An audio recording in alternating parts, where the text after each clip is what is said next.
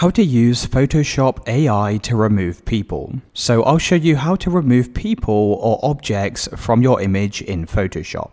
Now, first thing you need to do is just go and drag your image into a new document like this. You can then choose to reposition or resize this on the page. Now come down to Layers in the bottom right hand side and click on the New Layer icon. Once you have the new layer selected, come over to the left-hand navigation. You can then hold your finger down on this tool here and go and select the Remove tool. Now make sure Sample All Layers is selected like this. And on the left-hand side, you need to adjust the brush size. So we're going to be using the brush to select the person you want to remove. You can either make the brush bigger or smaller. Now go and use this brush to brush out the person you want to remove from the image. Once you've done this, it will now use Generative AI to remove the person. Now if it doesn't work the first time round, you can always go and brush the image again. And that's how to remove people on Photoshop.